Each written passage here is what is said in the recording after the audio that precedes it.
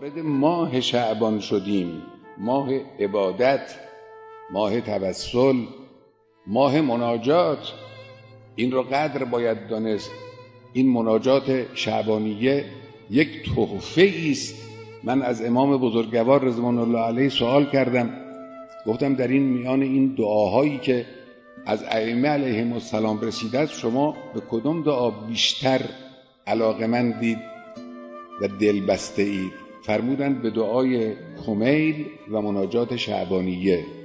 این از دعاهایی است که من غیر از این دعا ندیدم که همه ائمه روایت شده است که همه ائمه این دعا را، این مناجات را می‌خوانند.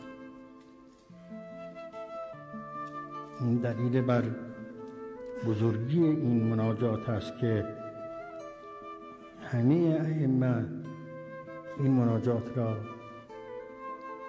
می‌خواندند.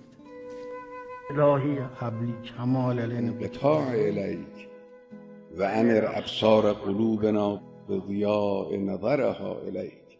ماه شعبان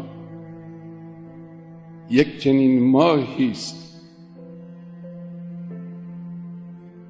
دلهای پاک، دلهای نورانی، دلهای جوان از این موقعیت بهره بگیرند، استفاده کنند،